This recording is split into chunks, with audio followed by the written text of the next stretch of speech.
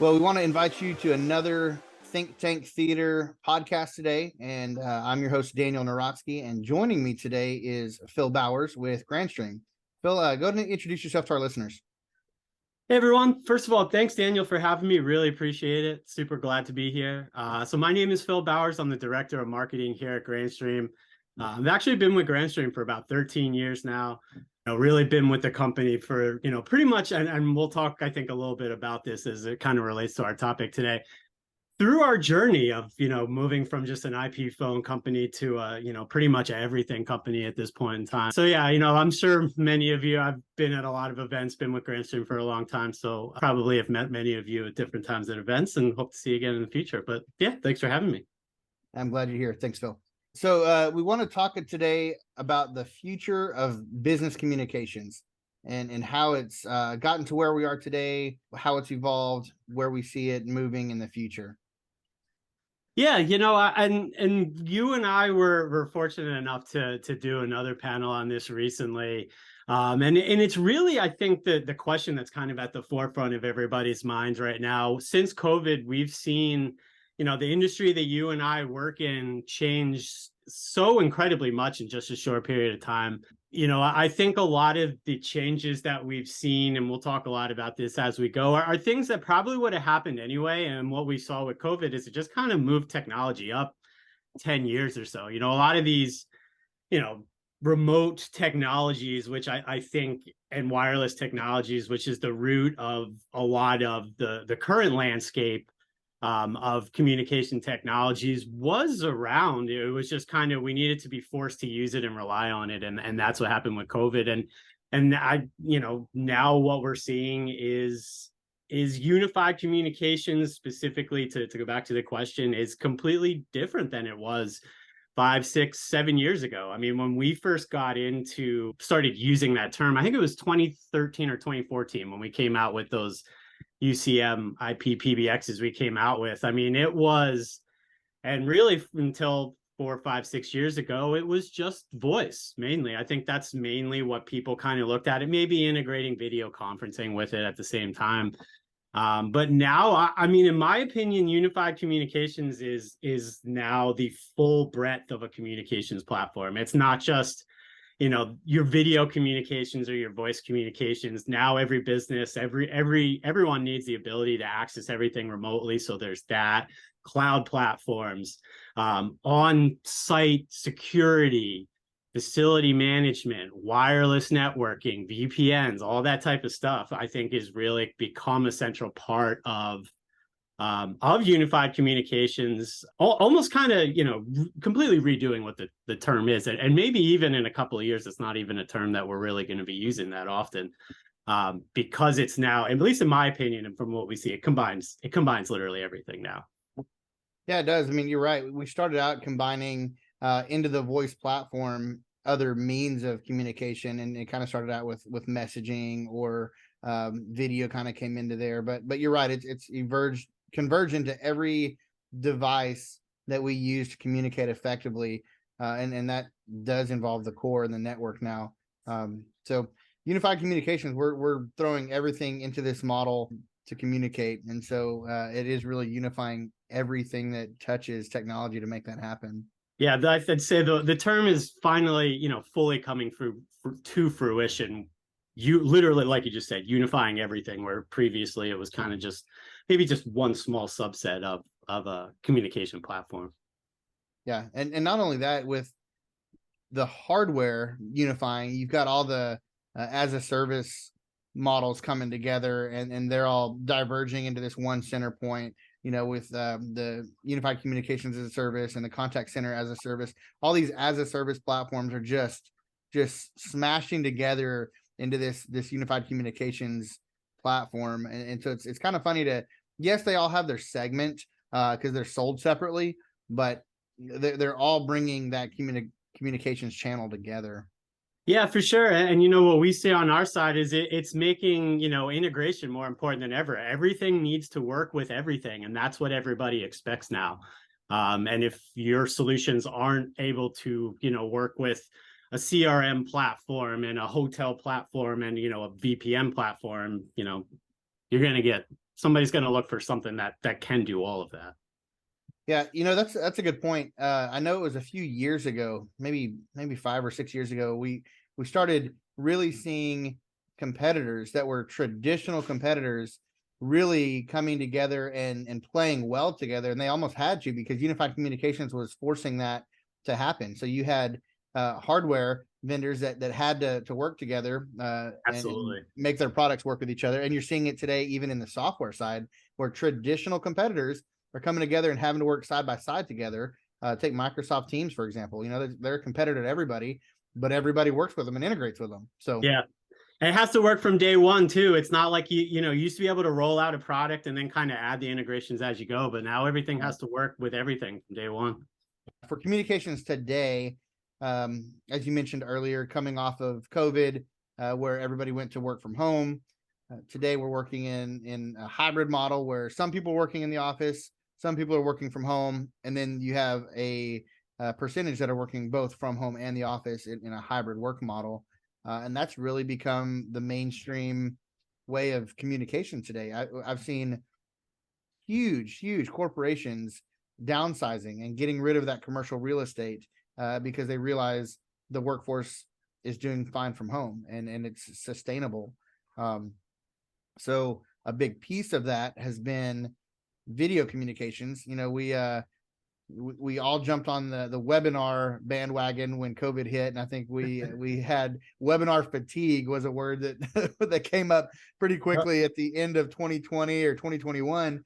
But what sparked that was video communications. Yeah, and videos really kind of continued to evolve since then. We're now, and you and I have talked about this, where people aren't asking for slide decks or YouTube videos. They want a highlight video that tells me everything that you want or we want to tell me, and I'll go from there. So it's not just like changing the way that we communicate, but we're also seeing it change the way that we make decisions really as well.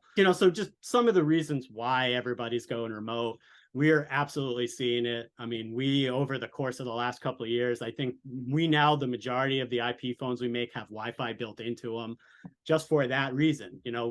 Take them anywhere around an office, take them home, take them back and forth, all that type of stuff. And moving forward, I think every part of a business's platform, communications, their network, their VPN, their data access, all of that needs to be available both in person, in a physical office, and accessible from anywhere in the world.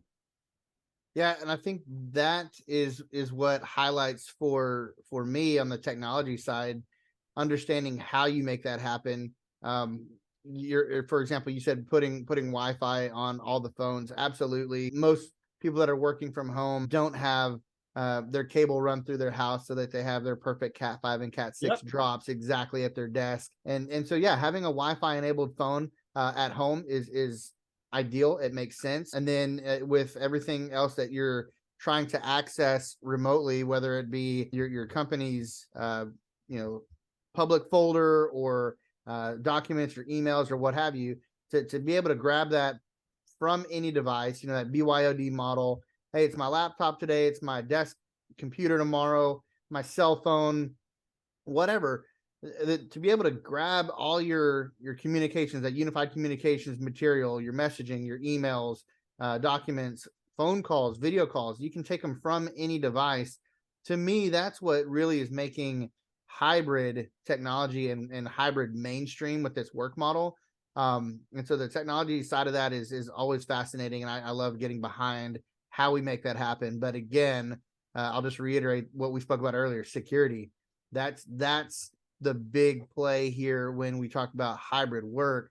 Is now you're not behind a corporate firewall. We got to embed that security into each device now that's out there, and how do we keep all this data secure still? And so that's been challenging for some. For some companies, they didn't have to tweak much, but I know for some that I've talked to, that's been quite the challenge on getting this hybrid work model to have that same security that they were used to when they were in office. Absolutely. We've spent a lot of the last couple of years focusing more on management, really because of what you just said than we have before. I mean, usually it's, plug and play, but now you're dealing with, a phone that's in, somebody's house that's on their local Comcast network, running off of their, local Comcast router or whatever that's, feeding back to your business network. Yeah. So yeah, that's definitely, we talk a lot about all of the advantages of it, but it's definitely made, the setup and the management side a bit more complicated. And, at least we're kind of putting a lot of eggs into the basket as we move a lot of this to the wireless side, that should hopefully kind of make a lot of that easier to set up and to manage. Yeah, and it really was exciting to see in Cancun where Grandstream as a company and manufacturer is positioning themselves in this security space, to have that focus on how do we not only make this hybrid work model easy to deploy and make it as open for everyone to use as possible, but how do we secure that as well? And so that's an exciting feature that I want to highlight. I think Grandstream is really focused on the future there with securing this hybrid work model, because it's here to stay. Yeah, for sure. And really to prove that, I mean, our history is on selling, physical desk phones, actual hardware models. And so we kind of maybe push back a little bit or slow down in having some type of virtual or web component to our PBXs, for example. But we now have that Wave platform that allows you to, from this computer to do everything, basically replacing our IP phones in some places. And so we are fully aware that this is the future. And, even though obviously we make and have made a lot of money off of IP phones, we see where everything's going. We need to be, really ready for that. So yeah, it's definitely really all moving. I mean, I will say it's not moving. It's already there in most cases. It's already there. Everything has to be hybrid at this point. Absolutely. So taking where we are today with a hybrid environment, let's predict the future. What do you believe will be the next big disruptor for business communications? So we've got some really cool stuff coming out next year that we'll probably tease a little bit here, but that people will start to see next year. We are really going all in on the fully combined ecosystem, all in one, networking, unified communications. You just mentioned security, firewall, routing, all of that, in one solution. That's kind of where we see everything going. That's what we're working on, which you're going to see a little bit of next year. But I think it really kind of is the result of a lot of the stuff that we talked about here today, going back to what we mentioned earlier about unified communications, where everything is coming together. And that's really what I think and what we think is going to be the next generation of business communications, is and it's going to be designed, rolled out all in one. You're not going to have phone networks designed separately than VPN networks or wired and wireless networks and facility management systems. For a business, you're going to see that all in one, all managed from one place, one location. And the hope is that we believe this is not just better for businesses, for end users, by making it easier to get access to all of this, high-end advanced communications technology, but theoretically it's also should be easier and a major benefit for the entire channel as a whole. It should, I mean, just to go right into it, it should allow a lot of different people to expand their business outside of what they're doing. If there was one platform that would allow somebody selling IP phones to also put in a VPN network, and to also put in, a wired and wireless network in an office that could also be accessed, that would be better for everybody. So that's what we're expecting. That's the direction that we're going in, is really just bringing everything, continuing to bring all of these different communications technologies together into one solution. Yeah, I agree with the thought process there. If we look at where history has brought us, all the digital PBXs that were out there on T1s and PRIs and really before networking was there, you had a separate data network that you had someone manage to bring your fiber and internet into the buildings to run computers. But then once SIP kind of came on board, and around 2007, 8, 9, these digital systems realized they could take advantage of that data network and put a remote phone across the alley in the building next door because they had a fiber circuit between the buildings. It really started changing the landscape of premise PBXs at the time. And fast forward a few more years, when a large number of these players like Toshiba and Mitel and a lot of these companies really started dropping their lines or even going out of business. Panasonic was one of the recent ones. All of these installers that had finally gotten into this IP space and built their business by finally realizing how to leverage that data network. Now you've got a company here like Grandstream coming out going, hey, why does it have to be on a separate network? Why does it have to be separate hardware? Why does it have to be separated at all?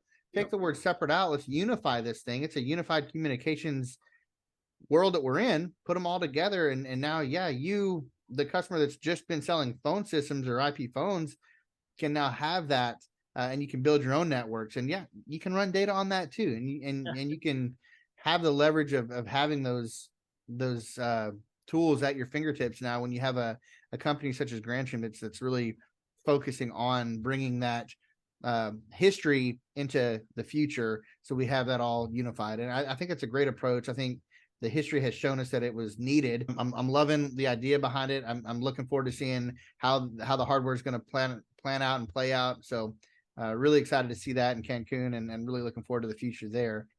And then really kind of looking at what is the next 10 years going to look like? What are we going to see?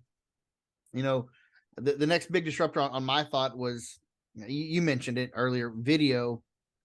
I think video is going to change the landscape of everything.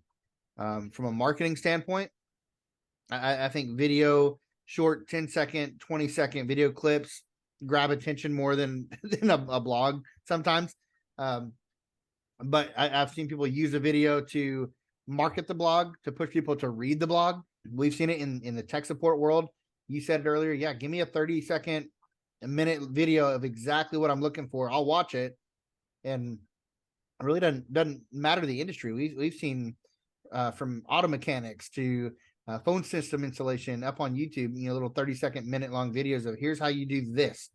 I think video is going to continue to be the disruptor that changes communication and business communication as we move forward. That, to me, that's something that I continue to see advancing, and I see it built into most devices now, where you can start a phone call and without having to end the call, you can immediately switch to video. And I remember thinking how maybe 5-10 years ago, that was such an important topic to be able to incorporate video into phone calls, where today we take it for granted almost now.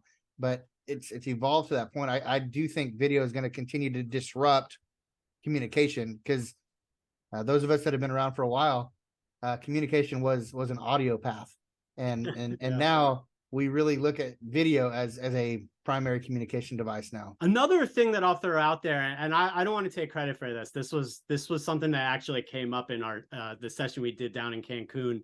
I think IoT is going to be a really big kind of disruptor moving forward. We've began to see a little bit of it, but especially as wireless networks, large, vast wireless networks, using, frankly, just modern technology at this point are put up into place. I think there's tons of potential for all of these devices that we're using to work together a lot more than they are right now, to share data, to share information, to there's so many different ways we can, from things that could potentially do from a proactive security standpoint, from a just a pure productivity standpoint as you go through your day, with devices being able to tell where somebody is and what they're doing. It might impact something later on, and just how buildings are operated as well, which I think is the main place that we're seeing IoT at this point in time. But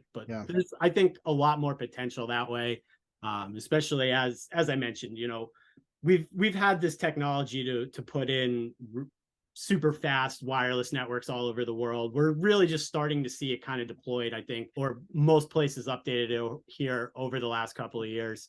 Probably more outside the United States than inside the United States. But I really think that that's another big thing. As all these devices have better network connections and more ability to work together, I think IoT is going to be a big factor moving forward as well. I'm glad you mentioned that. I'd forgotten that was actually one of my topics and talking points I probably got it from you. That's right. I'm glad you said it, and I'll allow you to steal it here because that's a great point. So much has gone kind of through my mind since Cancun. I had forgotten about that, but you're right. IoT is huge. If you think about if you can connect a network card to anything, I mean to anything, that is IoT. And with that, you really have to have your wireless networks updated. And so we are seeing, like you said, across the globe, people are updating their Wi-Fi networks to support this new technology that's out there, and maybe not new, but fast evolving and updating technology. And IoT being one of them. It kind of started in, again, that consumer space where smart homes, let me lock doors, turn on lights, things like that. But we're seeing it now moving into the business communications space where you can have entire buildings are smart buildings now, where lights come on by walking into the room, or you can have LED TVs on video conferencing solutions turn on because there's a room presence monitor and it realizes there's motion in the room. So, hey, nobody comes into this room unless they're ready to do a video conference. And so it'll kick on all the devices. But IoT is definitely going to be a disruptor. It's going to continue to integrate, like we talked about earlier, come full circle, hardware and software technologies that typically didn't work with each other. And it's going to continue to integrate those and make them play well. Couldn't agree more. Good way to bring it all home. Yeah, no, I appreciate you joining me today, and we'll continue having you on future episodes, especially as you guys have product launches. We definitely want to highlight those and talk about the technology behind them and some of the mind share behind them. But thanks again for your time today, Phil. Yeah, thanks for having me. Really enjoyed it. Stay up to date on all things Think Tank Theater by following us on LinkedIn and subscribing on YouTube. Thanks for watching.